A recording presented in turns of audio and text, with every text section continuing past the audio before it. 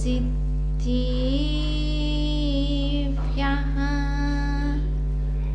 ॐ नमः सिद्धिभ्यः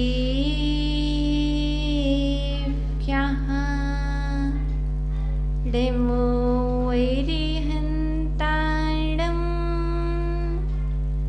नमो सिद्धाणं नमो वैरियाणं नमो वज्रायाणं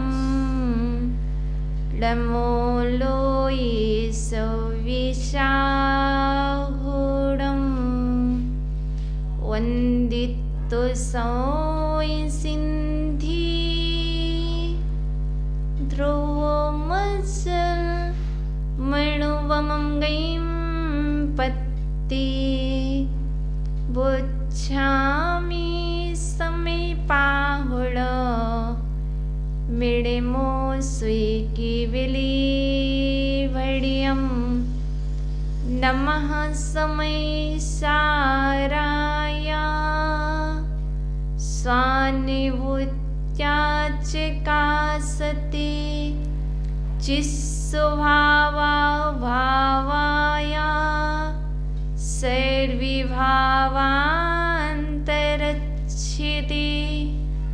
गुरुवः पन्तिनो नित्यं ज्ञानिदर्शननायकः चारित्राणुगम्भीरा मोक्षमार्गोपदेशिकः मोक्षमार्गोपदेशिकः। बोलिए अनंतानंत सिद्धि परमेष्टि भगवान की देवादिदिविक्रमोलय श्री आदि ब्रह्मा आदिनाथ भगवान की परम पूजनीय आचार्य वन श्री कुंदकंद स्वामी की परम पूजनीय आचार्य वन श्री पूजपाद देवी की प्रातः स्मरणीय सारस्वत कवि नई चक्रवर्ती मम गुरुवर्याचार्य वन श्री सागर जी महामुनिराज की 3,9 करोड़ मुनिराजों की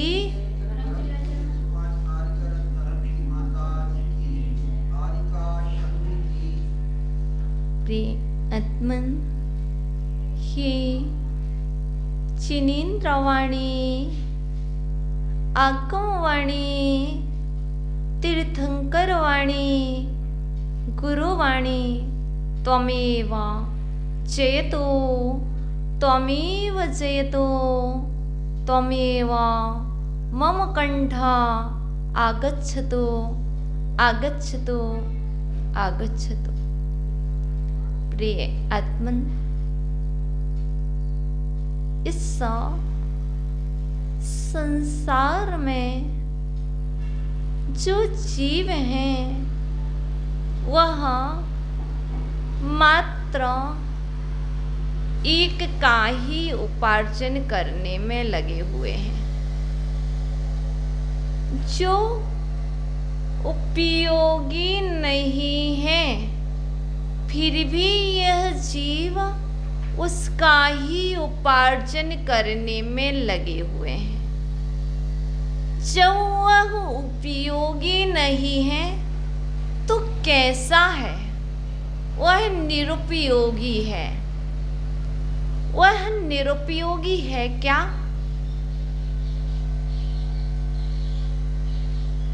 वह है कौन सी वस्तु जो उपयोगी नहीं, जो निरुपयोगी है? बतलाओ क्या है? वह कौन सी वस्तु है जिसका उपयोग नहीं है और जो उपयोगी नहीं है और उसको आप एकत्रित करने में लगे हैं? वह क्या है? वह है धन।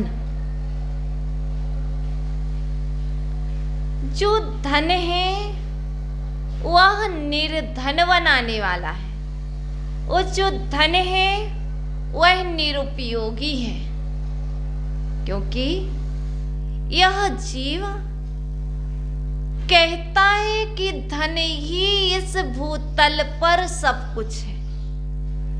जिसके पास धन नहीं है उसके पास कुछ भी नहीं है। धन ही सब कुछ है। जिसके पास धन नहीं है वह निर्धन है, वह कुछ भी नहीं है। वह हाय हाय करके धन को एकत्रित करने में लगा है। आचार्य भगवान कहते हैं धन को एकत्रित करने वाला यश का उपार्जन नहीं कर पाता, उसके जीवन में यश नहीं होता है और उसे किसी की परवाह नहीं होती, और वह तो पृथ्वी पर केवल भार स्वरूप होता है।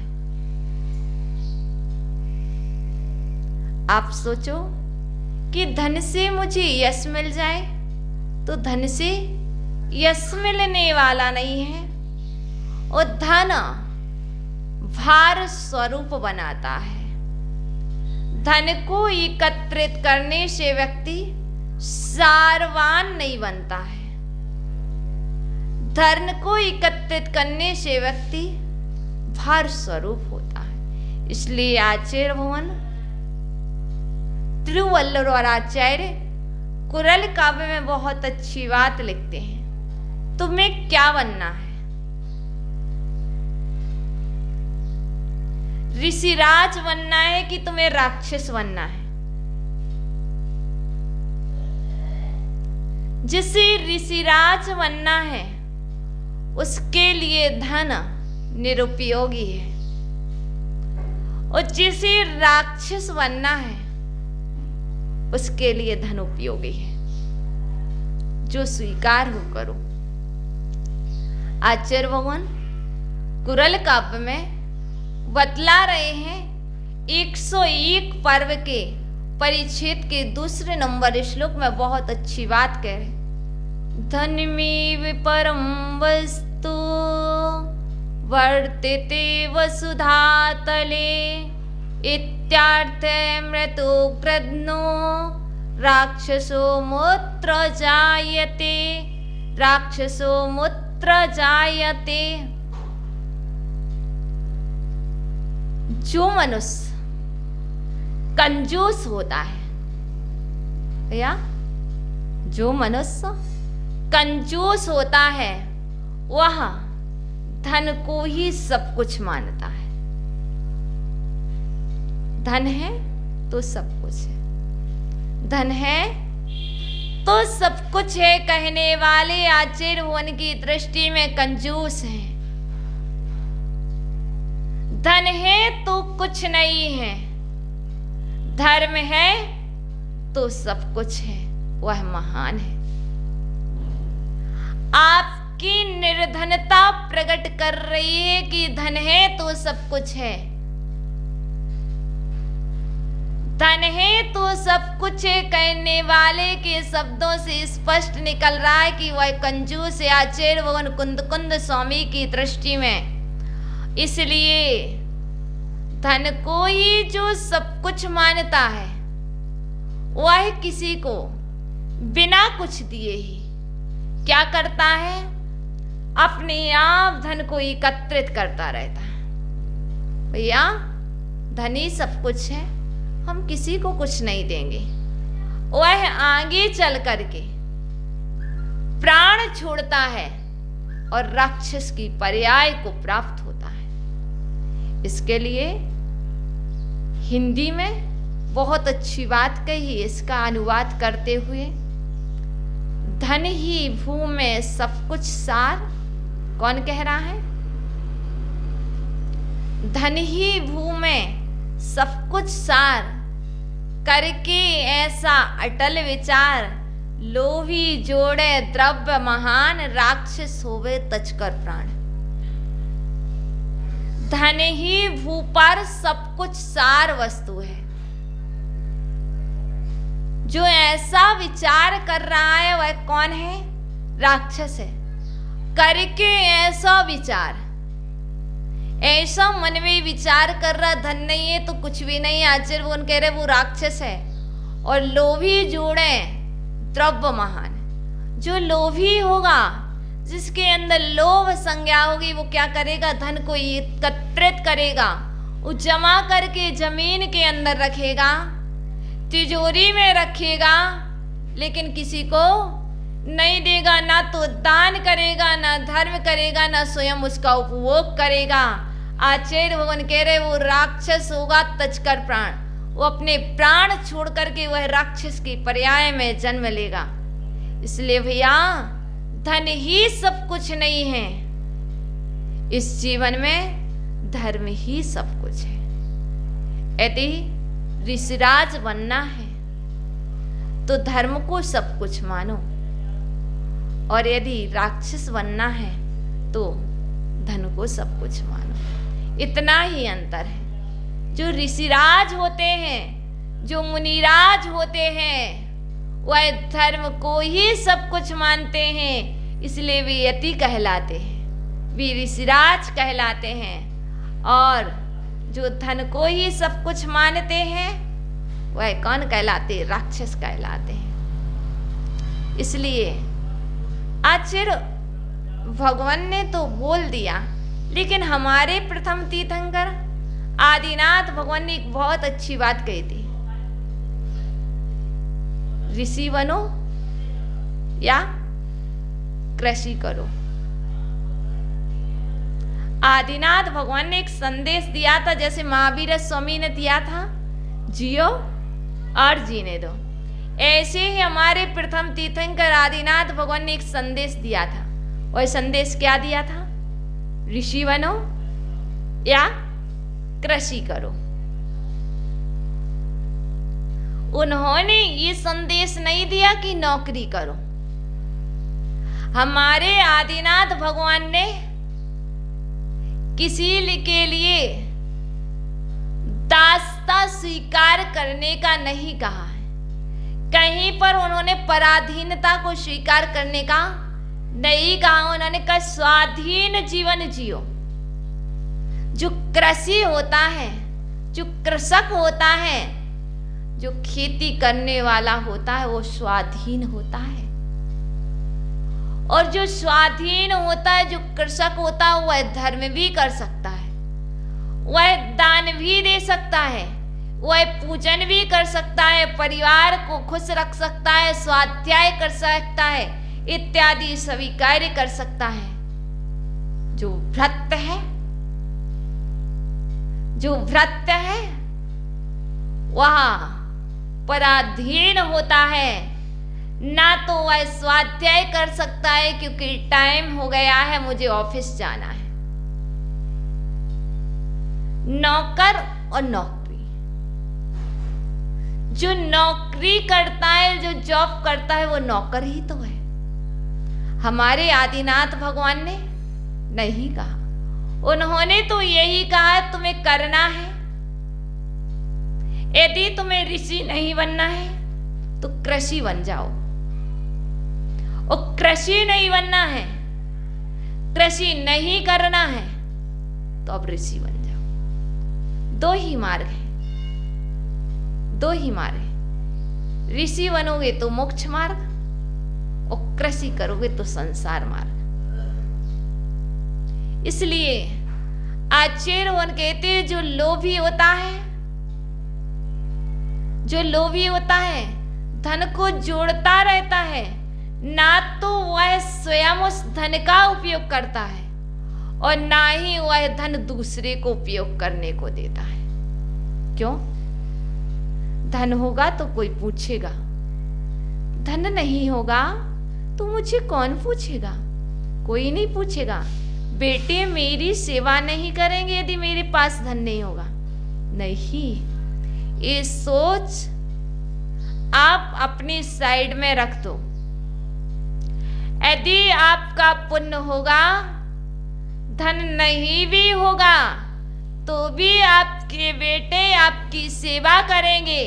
यदि तेरा पुण्य नहीं होगा तो बेटे क्या कोई भी तुम्हारी सेवा करने वाला नहीं है। तुम पुण्य को बढ़ाओ, धन की बढ़ोतरी में मत लगे रहो।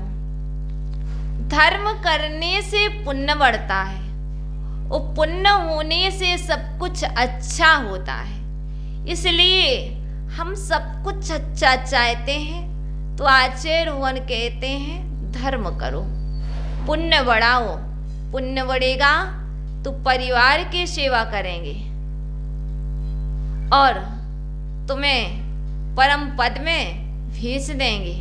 यदि तुम्हारा पुण्य नहीं होगा तो कोई भी सेवा नहीं करेगा, तुम्हारा पड़ोसी भी तुम्हारे काम नहीं आएगा। इसलिए आचार्य भगवान ने धन की 3 गति बतलाई हैं। कौन कौन सी हैं? धन की 3 गतियां हैं। कौन कौन सी हैं? दान, भोग, नाश। दानम भोगम चा नाशम।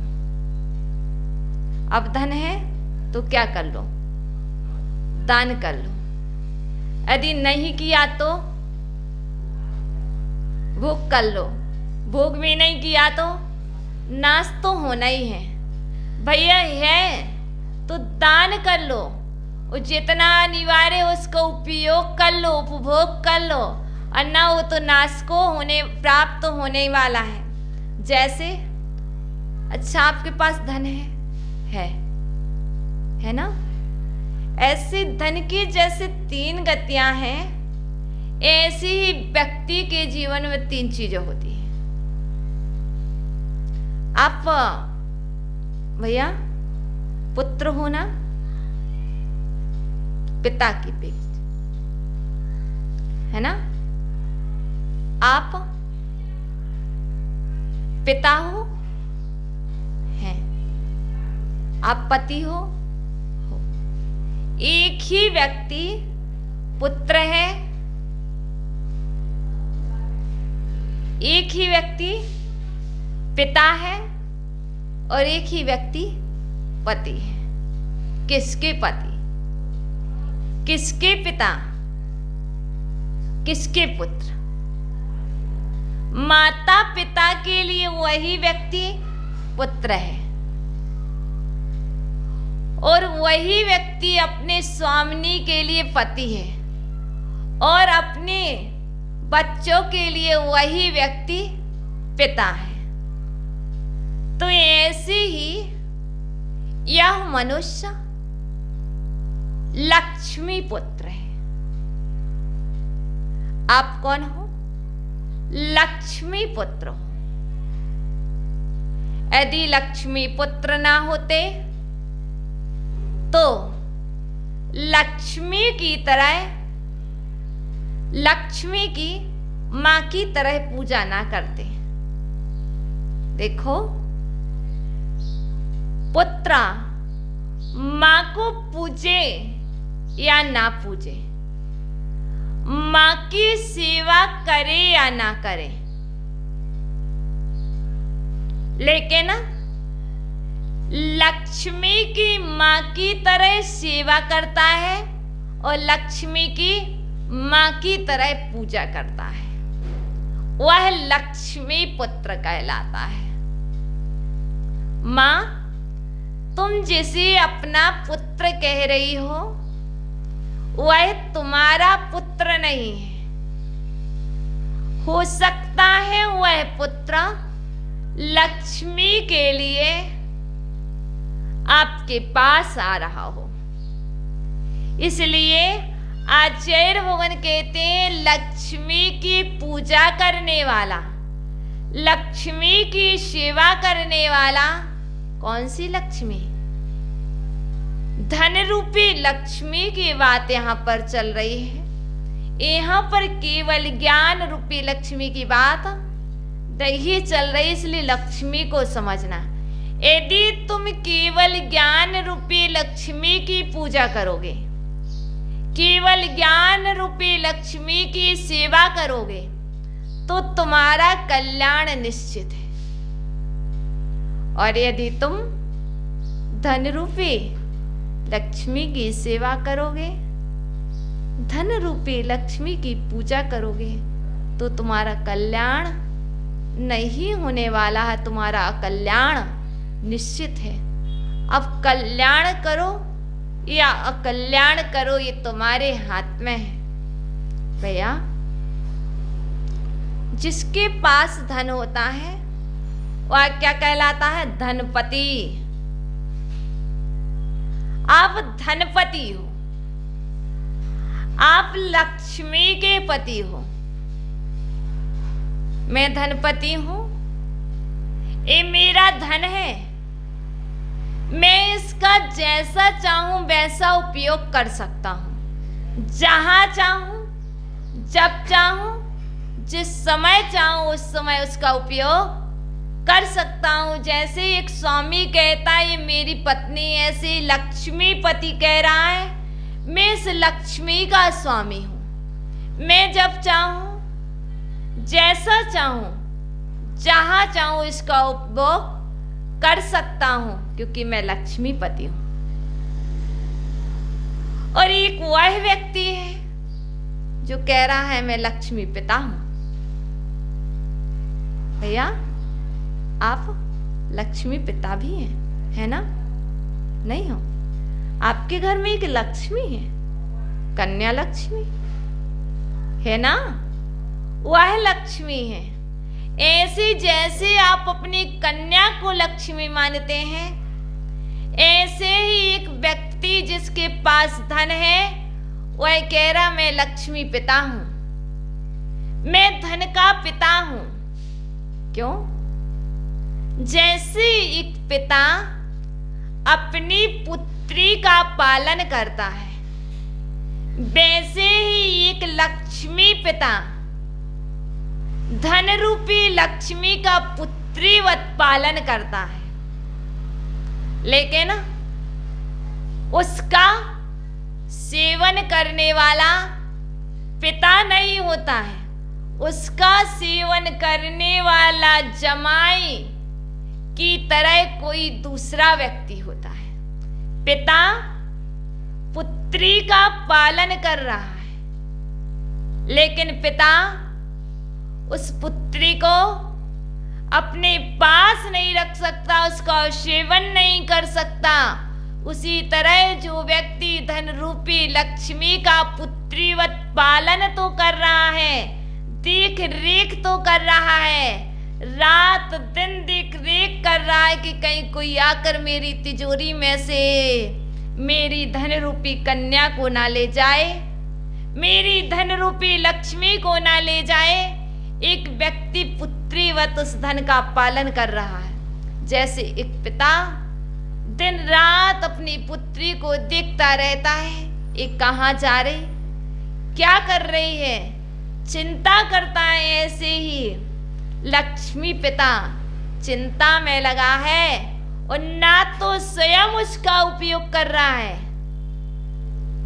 लेकिन देख रेख पूरी कर रहा है। भैया, ध्यान रखना, उस धन का, उस पुत्री का सेवन करने वाला कोई दूसरा व्यक्ति है, तुम नहीं हो। तुम रखते जाओ, इकट्ठा रखते जाओ, एकत्रित करते जाओ, वो तुम्हारे काम आने वाला नहीं है।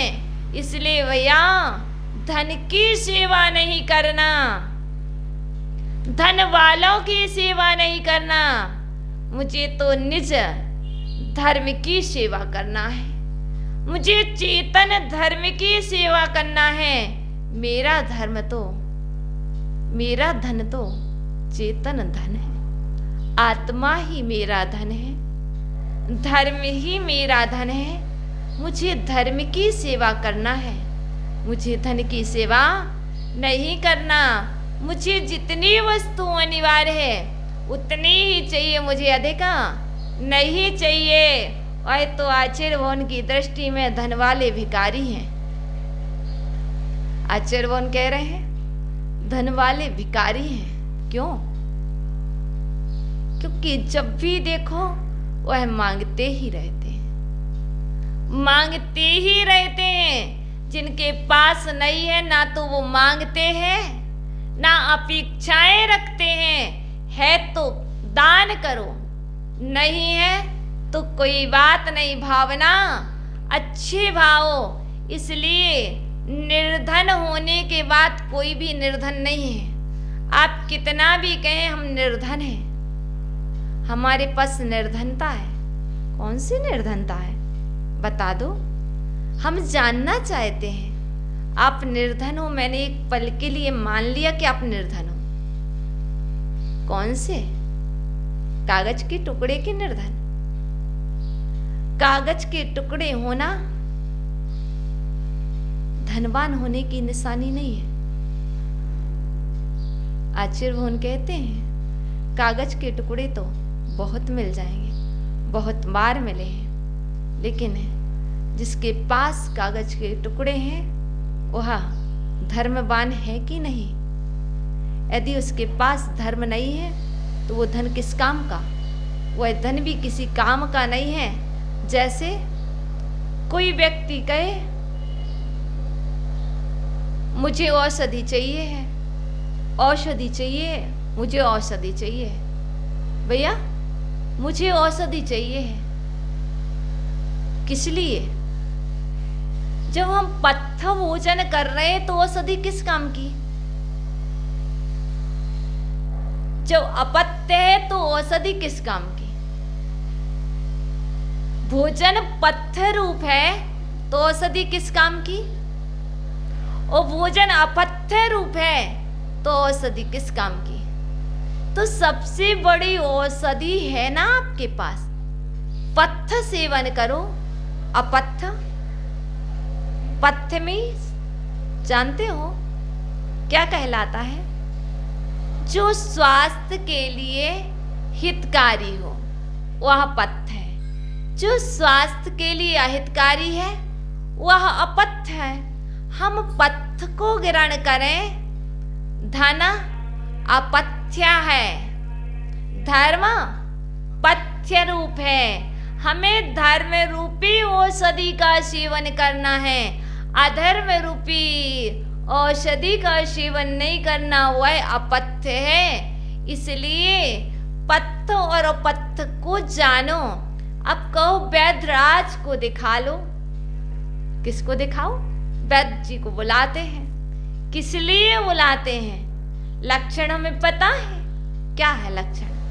पैर गरम होना चाहिए, पेट नरम होना चाहिए और सर ठंडा होना चाहिए। जब हमारे पैर गरम है, पेट नरम है, सर ठंडा है, तो हमें वैद्यराज की आवश्यकता किस लिए? स्वस्थ है, स्वस्थ है, प्रसन्न है। लेकिन सिर्फ लोग बाहर को दिखते हैं, उसके लक्षणों को नहीं जानते। लोग सिर्फ जैसे धन को देखते हैं, धन है, दान दे रहा है तो सब कुछ है। आचार्य ये नहीं कहते कि उसके अंदर ये भी देखो है धर्म कितना है, वह श्रद्धावान कितना है, वह विवेकवान कितना है, वह क्रियावान कितना है। क्योंकि जो श्रावक होता है वह श्रद्धावान होता है, वह विवेकवान होता है, वह क्रियावान होता है, तब वह श्रावक श्रावक कहलाता है। हम मुझे पता है श्रावक जीवन में धन अनिवार्य है, श्रावक जीवन में धन अनिवार्य है, पर श्रावक जीवन में इतना भी धन अनिवार्य नहीं कि जोड़ते जाओ जोड़ते जाओ जोड़ते जाओ। जैसे पूज्य गुरुवर बहुत अच्छी बात बतलाते थे बरणी जी की, मेरी जीवन गाथा में लिखी हुई है। बरणी जी महाराज बहुत अच्छी बात कहते थे, आज जान दो रखत जान दो। मतलब कैसे? अचत नहीं है, बचत नहीं है, और आ जाए तो बचत नहीं है। भैया ये बरणी जी महाराज बहुत अच्छी बात कहते थे, ना तो अचता और ना पचता, और आ जात तो बचता भी नहीं है। क्योंकि ऐसे ही व्यक्ति ना तो दान देना है, ना धर्म करना है, फिर आन दो, आज जान दो, रखत जान दो। किसके लिए? किसके लिए? राक्षस बनने के लिए? बताओ। यदि आप ऐसा कर रहे हैं तो आचार्य तिरुवल्लभराचार्य की दृष्टि में राक्षस के लक्षण है। राक्षस की पर्याय में जन्म होगा। आपने सुना होगा, आचार्य भगवान तो इतना भी कहते हैं, जो धन को जोड़ जोड़ कर रखता है और दिन रात उसकी चिंता करता है और संकलेश से मरण करता है, वह मरण करके उसी धन में नाग बन करके पैदा होता है। जैसे दिन रात एक ही चीज में लगे रहते हैं, देखते रहते हैं, चिंता, कहीं कोई कुछ ले तो नहीं गया, रात में कोई आ तो नहीं गया। यदि इस तरह की चिंता रहेगी तो चिंता मत करो, वह चिंता भी आपको उसी धन में पैदा कर देगी। और फिर ऐसे बैठोगे, 7 गुड़ी लगा करके उस धन में बैठोगे, कोई उसको छुएगा तो डसोगे। इसलिए धन से इतना स्नेह मत करो। ये जो धन है वह दुर्गति को कराने वाला है। जब धन होता है तो अभिमान होता है, धन होता है तो अहंकार होता है, धन होता है तो लोभ कसाय और ज्यादा तीव्र तीव्र बढ़ती है, धन होता है तो धर्म भी नहीं कर पाते, धन होता है तो चिंता ही चिंता होती है, धन होता है तो संक्लेश होता है। यदि कोई कुछ कह दे तो धन होता है तो कोई कुछ दे तो हम सहन भी नहीं कर पाते। भैया मुझे नहीं चाहिए वो धन। जिस धन से संक्लेश जागे, जो धन धर्म ना करने दे, जो अहंकार में डुबा दे, वह धन से क्या प्रयोजन? वह धन अप्रयोजनीय है। वह धन चाहिए मुझे जो मुझे संतोष को प्राप्त कराए, जो हमें संक्लेश को घटाए, जो संक्लेश को घटाए, वह धन चाहिए। वह चेतन धन बाहर में नहीं अंदर में है। वह धन आपके साथ है। बाहर का धन संक्लेश को नहीं घटा सकता है। यदि आप कहते हैं कि धन से संक्लेश घटता है, तो सबसे पहले तो जिनके पास धन है, जिनके पास धन है, उनके पास संक्लेश नहीं होना चाहिए। यदि धन से सुख होता है तो जो धनवान है वह सुखी होना चाहिए थे।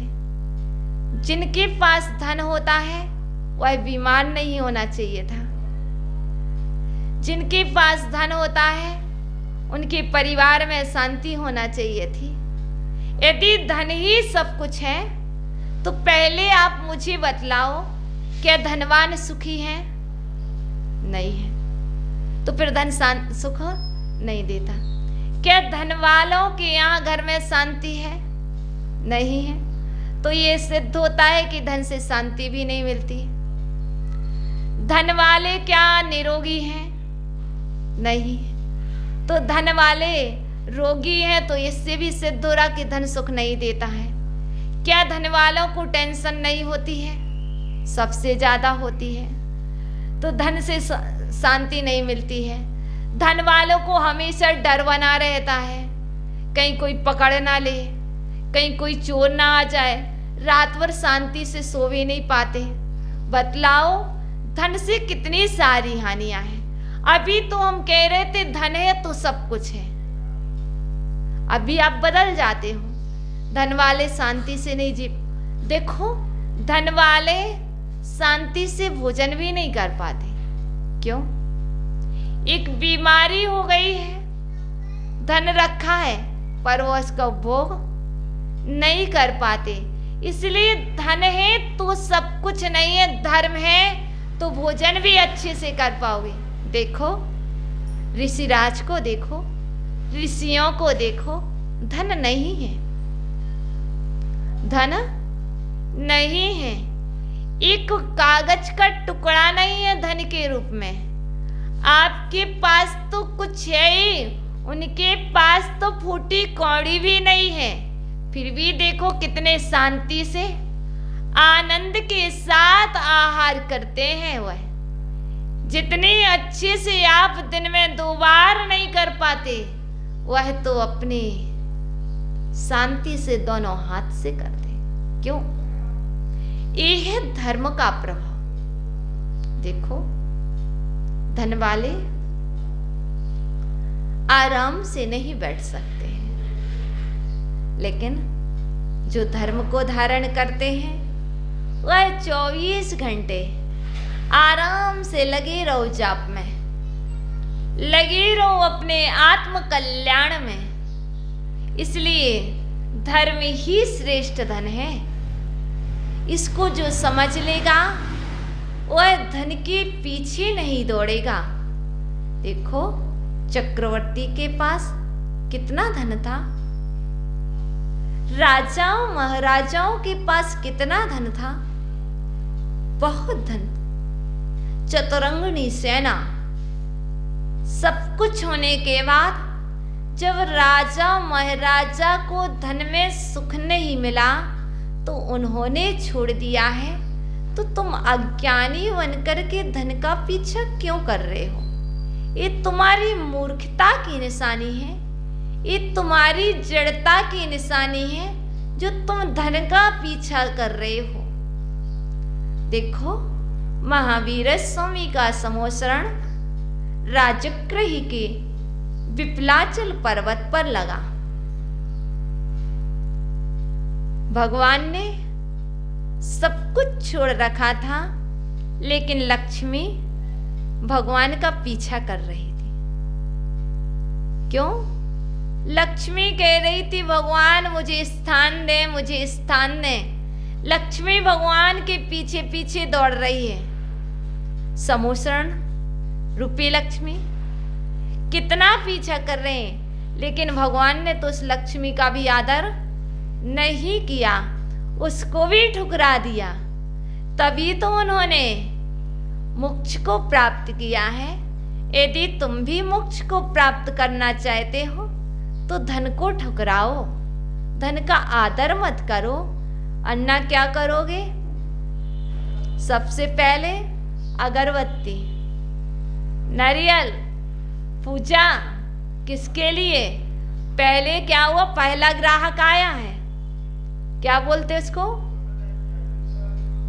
फर्स्ट ग्राहक आता, बौनी हो गए।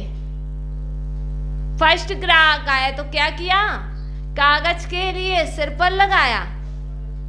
ओ, पैसे को मस्तक पर लगा रहे हो, उस पैसे में पता है किस किस का थूक लगा है? पैसा परमात्मा नहीं है और तुम उसको मस्तक पर धारण कर रहे हो।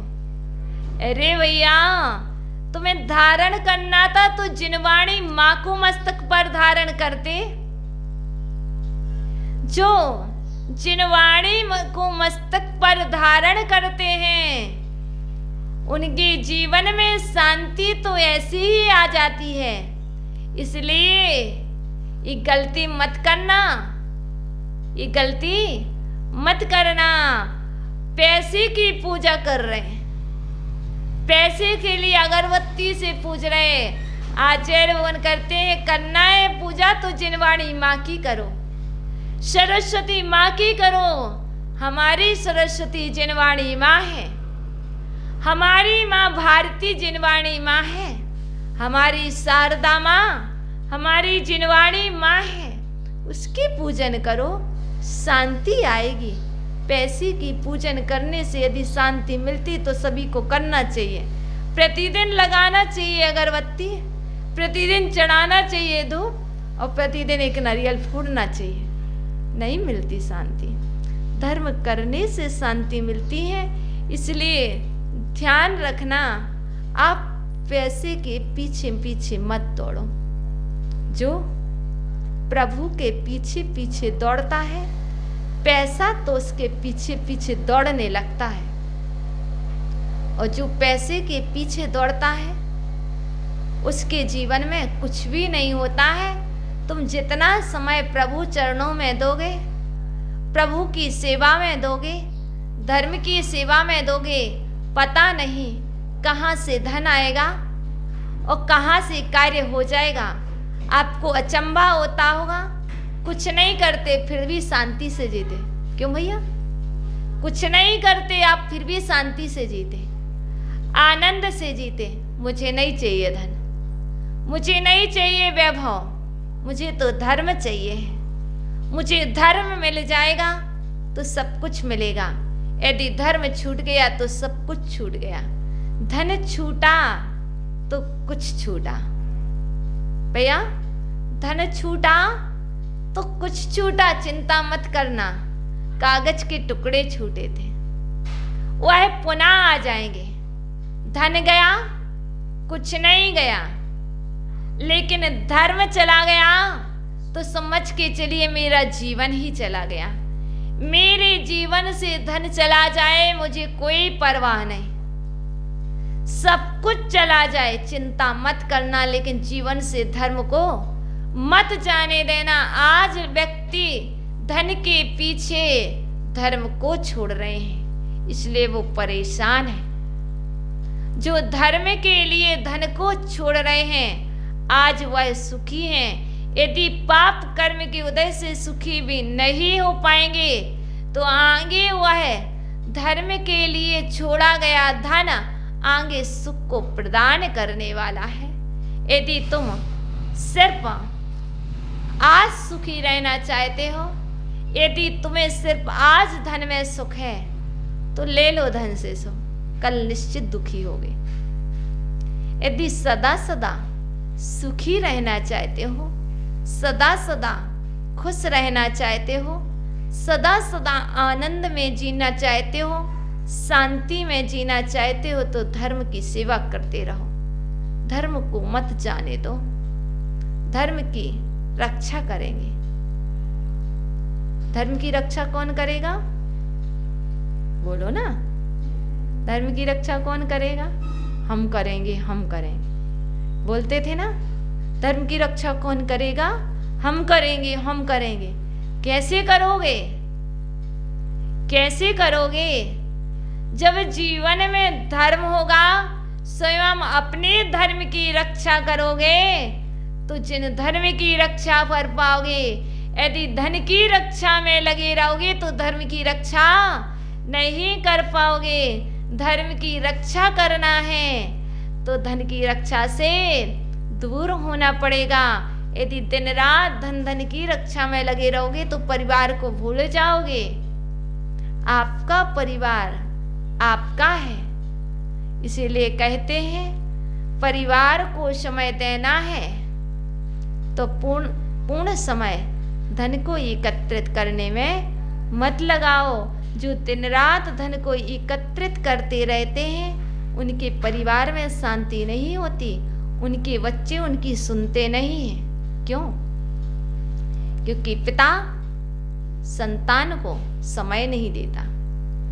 पिता धन को एकत्रित करता है तो परिवार को समय नहीं दे पाता है, और जब रात्रि को आते हैं तो थक जाते हैं तो सो जाते हैं, तो कहाँ तक स्नेह जागेगा।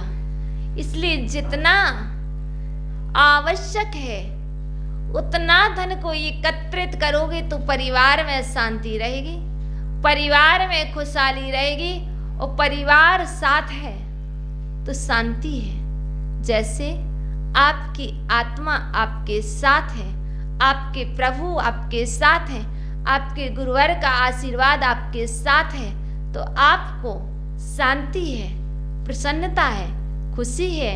इसी तरह एक श्रावक के जीवन में उसका परिवार, उसके बच्चे, सभी लोग उसके साथ हैं, सभी खुश हैं तो वह श्रावक भी खुश हुआ करता है।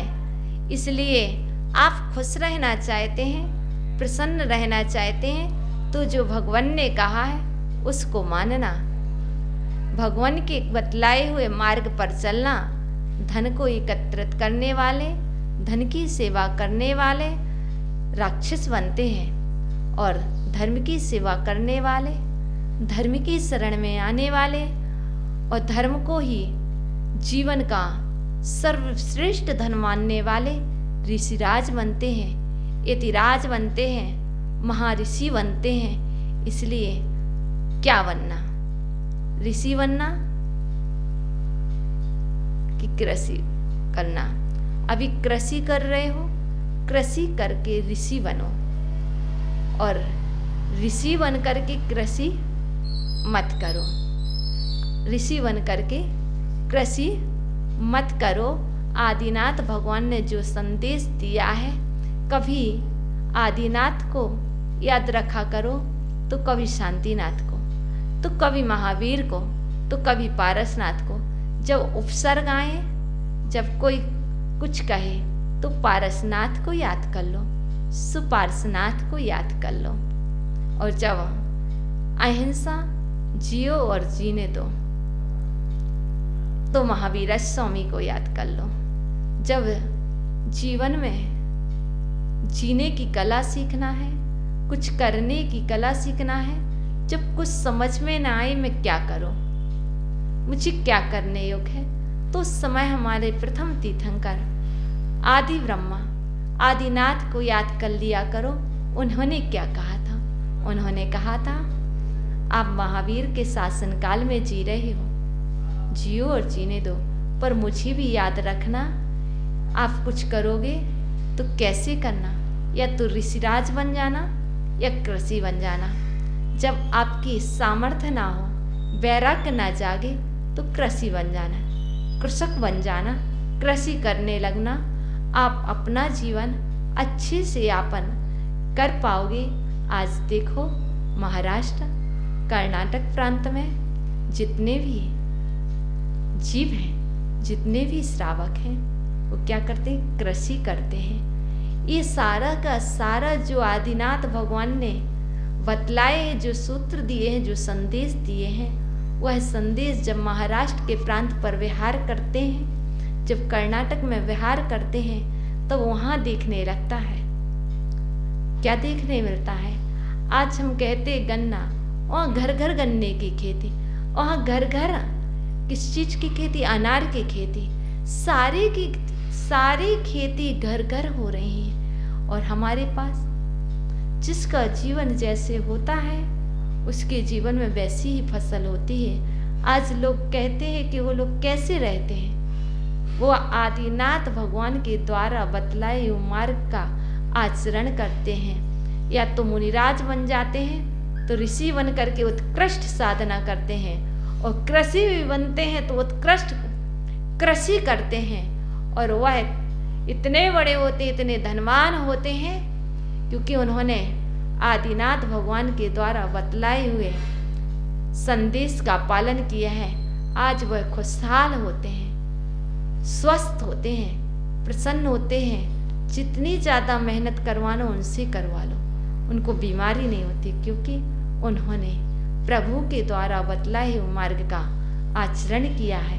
आप भी जो प्रभु ने बतलाया वही करो, जो प्रभु ने नहीं कहा वह मत करो। जिससे लज्जा जागे वह कार्य मत करो, और जिससे लज्जा की हानि हो, समझ रहे, वह कार्य भी मत करो। वही कार्य करो जो शोभनीय हो, वही कार्य करो जो प्रशंसनीय है। उसको करने से धर्म होता है। धर्म करने से हानि नहीं होती। धर्म करना शोभनीय है, धर्म करना प्रशंसनीय है। इसलिए धर्म को करो। और धन कमाना अशोभनीय नहीं है, आवश्यक है तो कमा रहे, यदि है उसके बाद एकत्रित कर रहे तो अशोभनीय है। उसको समझो, क्योंकि श्रावक हो। श्रावक की तरह आचरण करता है, और ऋषियों की तरह आचरण करते हैं। ऐसा संदेश आदिनाथ भगवान ने दिया। तुम भी करो, हम भी करें, आप भी करो, हम भी करें। इसी में आपका कल्याण हो, और हमारा भी कल्याण हो। ओम नमः।